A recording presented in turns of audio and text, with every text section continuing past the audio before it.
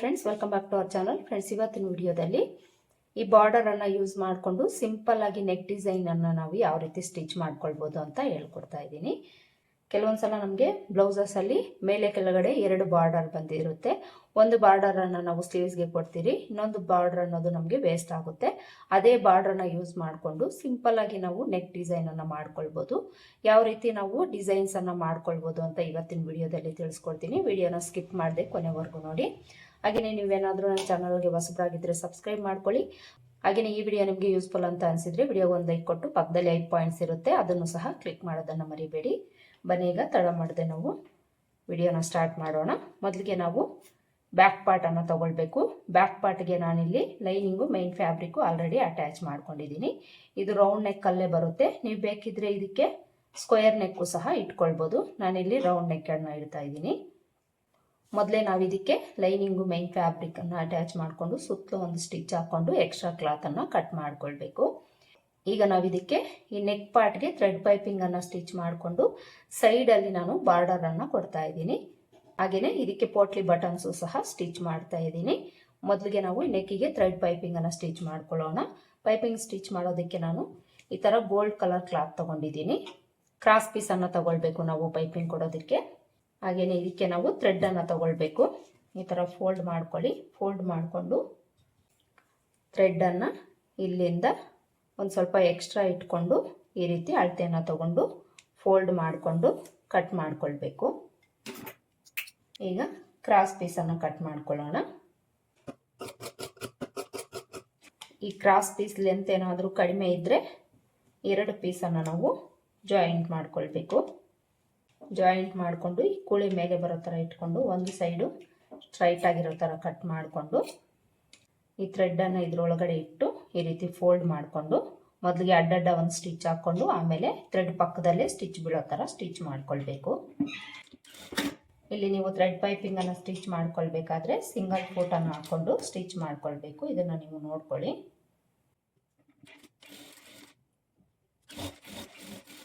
ನೋಡಿ, ಈ ಥರ ನಾವು ಥ್ರೆಡ್ಡನ್ನು ಇಟ್ಟು ಥ್ರೆಡ್ ಪೈಪಿಂಗ್ ಕ್ಲಾತನ್ನು ಸ್ಟಿಚ್ ಮಾಡ್ಕೊಳ್ಬೇಕು. ಸ್ಟಿಚ್ ಮಾಡಿಕೊಂಡು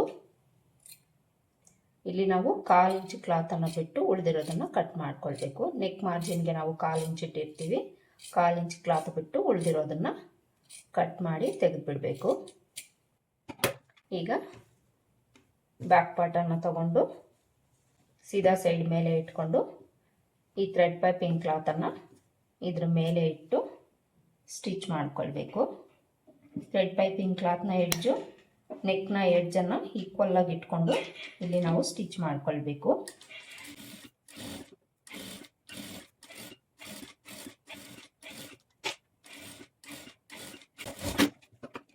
ನೋಡಿ, ತರ ಥ್ರೆಡ್ ಪೈಪಿಂಗ್ ಅನ್ನ ಸ್ಟಿಚ್ ಮಾಡಿಕೊಂಡು ಈಗ ಇದಕ್ಕೆ ನಾವು ಪೋಟ್ಲಿ ಬಾಲ್ಸ್ ಅನ್ನ ಸ್ಟಿಚ್ ಮಾಡಿಕೊಂಡು ಆಮೇಲೆ ಇದಕ್ಕೆ ನಾವು ಎಮ್ಮಿಂಗ್ ಪಟ್ಟಿಯನ್ನ ಸ್ಟಿಚ್ ಮಾಡ್ಕೊಳ್ಬೇಕು.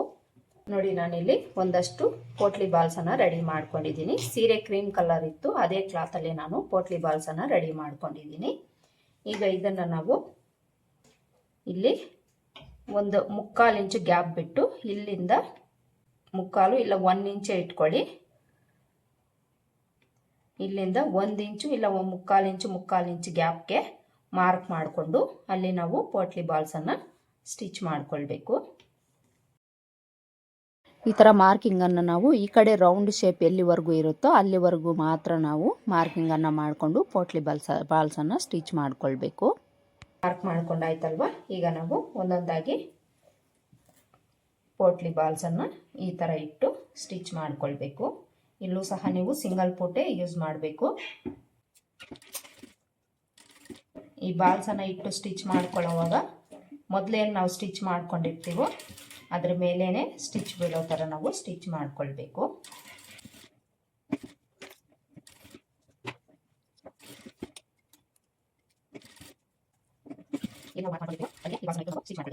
ನೋಡಿ, ಪೋಟ್ಲಿ ಬಾಲ್ಸ್ ಅನ್ನ ನೀವು ಇಲ್ಲಿವರೆಗೂ ಮಾತ್ರ ಸ್ಟಿಚ್ ಮಾಡ್ಕೊಳ್ಬೇಕು. ರೌಂಡ್ ಶೇಪ್ ಕಾರ್ನರ್ ಬಂದಿರುತ್ತೆ ಅಲ್ವಾ, ಅಲ್ಲಿವರೆಗೂ ಮಾತ್ರ ನಾವು ಈ ಪೋಟ್ಲಿ ಬಾಲ್ಸ್ ಅನ್ನ ಸ್ಟಿಚ್ ಮಾಡ್ಕೊಳ್ಬೇಕು. ಈ ಕಡೆ ನಮಗೆ ಬಾರ್ಡರ್ ಬರುತ್ತೆ, ಅದಕ್ಕೋಸ್ಕರ ಅವಶ್ಯಕತೆ ಇರೋದಿಲ್ಲ. ಇಲ್ಲಿವರೆಗೂ ಈ ತರ ಸ್ಟಿಚ್ ಮಾಡ್ಕೊಳ್ಬೇಕು. ಸ್ಟಿಚ್ ಮಾಡಿಕೊಂಡು ಈಗ ಇದಕ್ಕೆ ನಾವು ಎಮ್ಮಿಂಗ್ ಪಟ್ಟಿನ ಸ್ಟಿಚ್ ಮಾಡ್ಕೊಳ್ಬೇಕು. ಎಮ್ಮಿಂಗ್ ಪಟ್ಟಿಗೆ ನಾವು ಕ್ರಾಸ್ ಪೀಸನ್ನು ತಗೊಳ್ಬೇಕು. 1.5 ಇಂಚು ಅಗಲ ಇರೋ ಥರ ಈ ಕ್ರಾಸ್ ಪೀಸನ್ನು ತಗೊಳ್ಬೇಕು. ಈಗ ಇದನ್ನು ಇದರ ಮೇಲೆ ಇಟ್ಟು ಸ್ಟಿಚ್ ಮಾಡ್ಕೊಳ್ಬೇಕು. ಪೈಪಿಂಗ್ ಕ್ಲಾತ್ನ ಎಡ್ಜಿಗೆ ಸ್ಟಿಚ್ ಬೀಳಬೇಕು, ನೋಡ್ಕೊಳ್ಳಿ.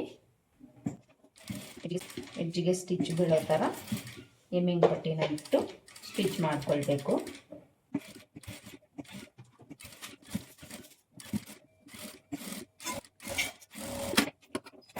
ಎಮ್ಮಿಂಗ್ ಪಟ್ಟಿನ ಈ ಕೊನೆವರೆಗೂ ಸಹ ಸ್ಟಿಚ್ ಮಾಡ್ಕೊಳ್ಬೇಕು.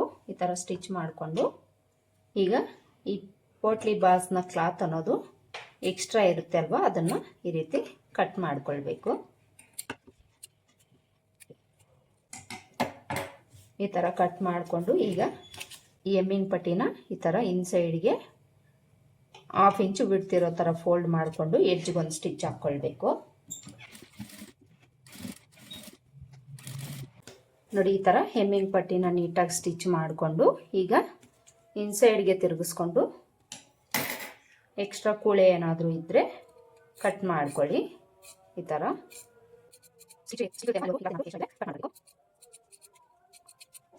ಈಗ ಇದನ್ನು ನಾವು ಇನ್ಸೈಡ್ಗೆ ಫೋಲ್ಡ್ ಮಾಡ್ಕೊಳ್ಬೇಕು. ಈ ಥರ ನೀಟಾಗಿ ಇನ್ಸೈಡ್ಗೆ ಫೋಲ್ಡ್ ಮಾಡಿಕೊಂಡು ಪೈಪಿಂಗ್ ಪಕ್ಕದಲ್ಲೇ ಒಂದು ಸ್ಟಿಚ್ ಹಾಕ್ಕೊಳ್ಳೋಣ.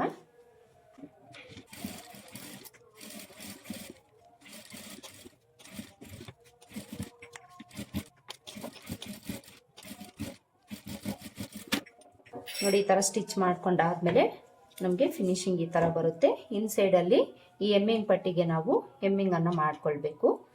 ನೋಡಿ, ಇಲ್ಲಿ ನಾವು ಪೋಟ್ಲಿ ಬಾಲ್ಸನ್ನು ಸ್ಟಿಚ್ ಮಾಡ್ಕೊಂಡಾಯಿತು. ಈಗ ಇದಕ್ಕೆ ನಾವು ಬ್ಯಾಕ್ ಡಾಟ್ಸನ್ನು ಹಿಡಿದು ಬಾರ್ಡ್ರನ್ನು ಯಾವ ರೀತಿ ಸ್ಟಿಚ್ ಮಾಡ್ಕೊಳ್ಬೇಕು ಅಂತ ತೋರಿಸ್ತೀನಿ. ಮೊದಲಿಗೆ ನಾವು ಈ ಡಾಟ್ಸನ್ನು ಸ್ಟಿಚ್ ಮಾಡ್ಕೊಳ್ಳೋಣ. ಬ್ಯಾಕ್ ಪಾರ್ಟಲ್ಲಿ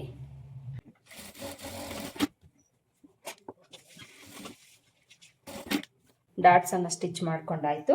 ಈಗ ಈ ಬಾರ್ಡರನ್ನು ತಗೊಳ್ಬೇಕು. ಬಾರ್ಡರ್ನ ಲೆಂತನ್ನು ನಾವು ಬ್ಲೌಸ್ ಲೆಂತ್ ಎಷ್ಟಿರುತ್ತೋ ಅಷ್ಟು ತಗೊಳ್ಬೇಕು.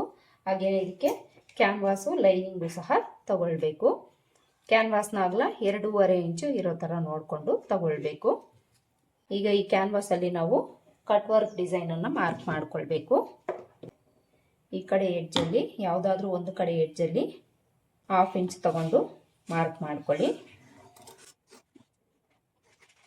ಹಾಗೆಯೇ ಕೆಳಗಡೆಗೆ ಒಂದು 3/4 ಇಂಚ್ ತಗೊಂಡು ಮಾರ್ಕ್ ಮಾಡ್ಕೊಳ್ಬೇಕು. ಈ ಥರ ಮಾರ್ಕ್ ಮಾಡ್ಕೊಂಡಾದ್ಮೇಲೆ ಕಟ್ ವರ್ಕ್ ಡಿಸೈನ್ ಮಾರ್ಕ್ ಮಾಡ್ಕೊಳ್ಳೋದಕ್ಕೆ ಈ ಥರ ಪೇಪರನ್ನು ಕಟ್ ಮಾಡಿ ಇಟ್ಕೊಳ್ಳಿ. ಕಟ್ ಮಾಡಿ ಇಟ್ಕೊಂಡು ಇದನ್ನು ಇದ್ರ ಮೇಲೆ ಇಟ್ಟು ಮಾರ್ಕ್ ಮಾಡ್ಕೊಳ್ಬೇಕು.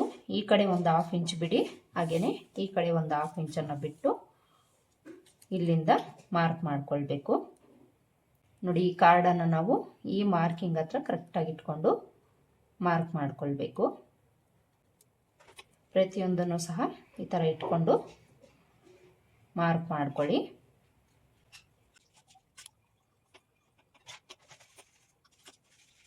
ಈ ಥರ ಮಾರ್ಕ್ ಮಾಡ್ಕೊಂಡಾದ್ಮೇಲೆ ಈಗ ಇದನ್ನು ನೀವು ಕಟ್ ಮಾಡ್ಕೊಳ್ಬೇಕು.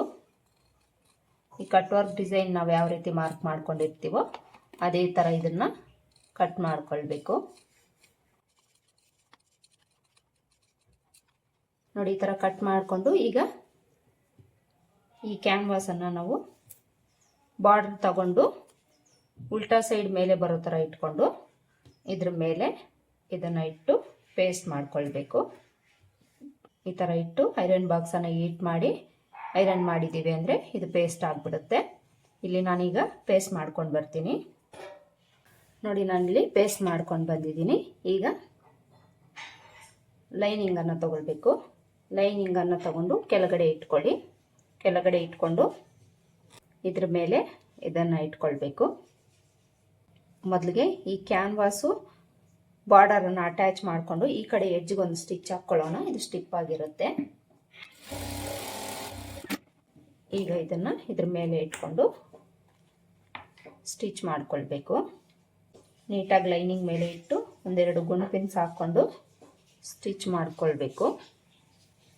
ಈ ಕಟ್ ವರ್ಕ್ ಡಿಸೈನ್ ಯಾವ ಥರ ಇರುತ್ತೆ ಅದೇ ಥರ ನಾವಿಲ್ಲಿ ಸ್ಟಿಚ್ ಮಾಡ್ಕೊಳ್ಬೇಕು.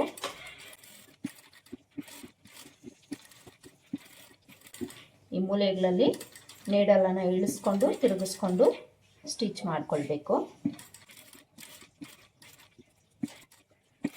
ಈ ಥರ ಸ್ಟಿಚ್ ಮಾಡಿಕೊಂಡು ಇಲ್ಲಿ ಒಂದು 1/4 ಇಂಚ್ ಕ್ಲಾತ್ ಬಿಟ್ಟು ಉಳಿದಿರೋದನ್ನು ಕಟ್ ಮಾಡ್ಕೊಳ್ಬೇಕು. ಕಟ್ ಮಾಡಿಕೊಂಡು ಈ ಮೂಲೆಗಳಲ್ಲಿ ಕಟ್ಸ್ ಹಾಕ್ಕೊಳ್ಳಿ. ಈಗ ಇದನ್ನು ನಾವು ರಿವರ್ಸ್ ಮಾಡ್ಕೊಳ್ಬೇಕು. ಈ ಥರ ರಿವರ್ಸ್ ಮಾಡಿಕೊಂಡು ಮೇಲೆ ಒಂದು ಟಾಪ್ ಸ್ಟಿಚ್ ಹಾಕ್ಕೊಳ್ಬೇಕು.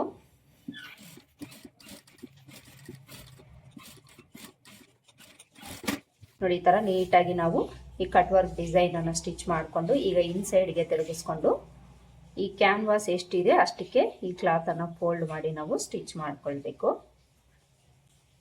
ಕರೆಕ್ಟಾಗಿ ಕ್ಯಾನ್ವಾಸ್ ಎಷ್ಟಿದೆ ಅಷ್ಟಕ್ಕೆ ಫೋಲ್ಡ್ ಮಾಡಿಕೊಂಡು ನೀಟಾಗಿ ನಾವು ಸ್ಟಿಚ್ ಮಾಡ್ಕೊಳ್ಬೇಕು. ಈ ಥರ ಸ್ಟಿಚ್ ಮಾಡಿಕೊಂಡು ಈಗ ಇಲ್ಲಿ 1/2 ಇಂಚ್ ಕ್ಲಾತ್ ಬಿಟ್ಟು ಉಳಿದಿರೋದನ್ನು ಕಟ್ ಮಾಡ್ಕೊಳ್ಬೇಕು.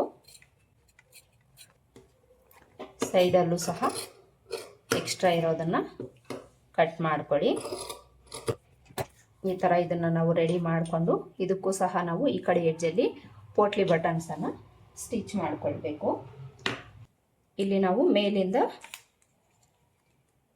1 ಇಂಚ್ ಗ್ಯಾಪ್ ಬಿಟ್ಟು ಅಲ್ಲಿಂದ ಒಂದು 3/4 ಇಂಚ್ ಗ್ಯಾಪ್ಗೆ ಒಂದೊಂದು ಪೋಟ್ಲಿ ಬಟನನ್ನು ಸ್ಟಿಚ್ ಮಾಡ್ಕೊಳ್ಳೋಣ. ಇನ್ನೂ ಹತ್ರ ಬೇಕು ಅಂದರೆ ನೀವು ಹಾಕ್ಕೊಳ್ಬೋದು. ಒಂದೇ ಬಿಡ್ತಿರೋ ಥರ ಈ ರೀತಿ ಮಾರ್ಕ್ ಮಾಡಿಕೊಂಡು ಸ್ಟಿಚ್ ಮಾಡ್ಕೊಳ್ಬೇಕು. ಈ ಕಡೆನೂ ಅಷ್ಟೇ 1 ಇಂಚ್ ಗ್ಯಾಪ್ ಬಿಟ್ಟು ಅಲ್ಲಿವರೆಗೂ ಮಾರ್ಕ್ ಮಾಡ್ಕೊಳ್ಳಿ. ಮಾರ್ಕ್ ಮಾಡಿಕೊಂಡು ಇದಕ್ಕೆ ನಾವು ಈ ಪೋಟ್ಲಿ ಬಟನ್ಸನ್ನು ಕೆಳಗಡೆ ಇಟ್ಟು ಸ್ಟಿಚ್ ಮಾಡ್ಕೊಳ್ಬೇಕು.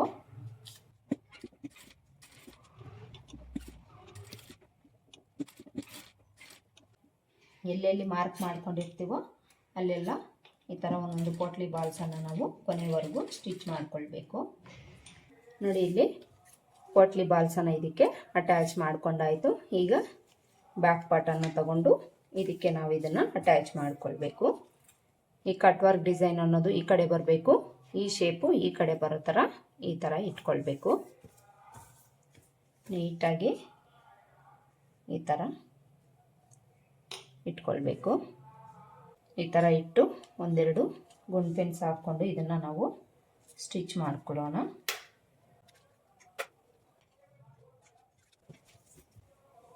ಮೊದಲಿಗೆ ಈ ಕಟ್ ವರ್ಕ್ ಶೇಪ್ ಇರುತ್ತೆ ಅಲ್ವಾ, ಈ ಕಡೆಗೆ ನಾವು ಸ್ಟಿಚ್ ಮಾಡ್ಕೊಳ್ಬೇಕು.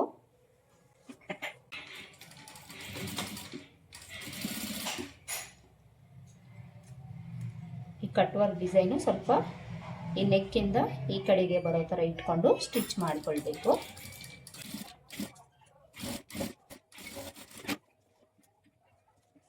ಈ ಸೈಡ್ ಸ್ಟಿಚ್ ಮಾಡ್ಕೊಂಡಾಯ್ತಲ್ವ, ಈಗ ಈ ಸೈಡು ಎಡ್ಜಿಗೆ ಸ್ಟಿಚ್ ಹಾಕ್ಕೊಳ್ಬೇಕು. ನೋಡಿ, ಇಲ್ಲಿ ನಾವು ಈ ಡಿಸೈನನ್ನು ಸ್ಟಿಚ್ ಮಾಡ್ಕೊಂಡಾಯಿತು.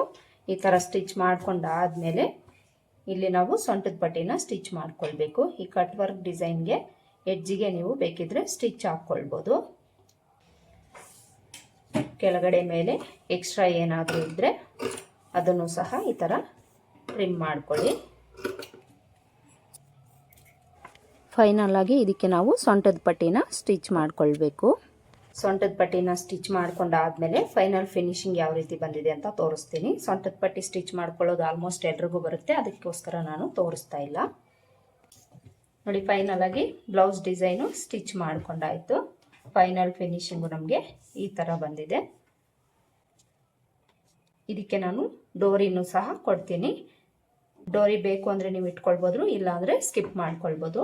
ನೋಡಿದ್ರಲ್ವಾ, ಇವತ್ತಿನ ವಿಡಿಯೋದಲ್ಲಿ ಸಿಂಪಲ್ಲಾಗಿ ನಾವು ಬಾರ್ಡರನ್ನು ಯೂಸ್ ಮಾಡಿಕೊಂಡು ನೆಕ್ ಡಿಸೈನನ್ನು ಯಾವ ರೀತಿ ಸ್ಟಿಚ್ ಮಾಡ್ಕೊಳ್ಬೇಕು ಅಂತ ಹೇಳ್ಕೊಟ್ಟಿದ್ದೀನಿ. ಐ ಹೋಪ್ ಈ ವಿಡಿಯೋ ನಿಮಗೆ ಹೆಲ್ಪ್ ಆಗಿದೆ ಅಂತ ಅಂದ್ಕೊಳ್ತೀನಿ. ಹೆಲ್ಪ್ ಆಗಿದೆ ಅಂತ ಅನಿಸಿದ್ರೆ ವಿಡಿಯೋ ಒಂದು ಲೈಕ್ ಕೊಡೋದನ್ನು ಮರಿಬೇಡಿ. ಮತ್ತೆ ಸಿಗೋಣ ಮತ್ತೊಂದು ವಿಡಿಯೋದಲ್ಲಿ. ಅಲ್ಲಿವರೆಗೂ ನಮಸ್ಕಾರ. Thanks for watching.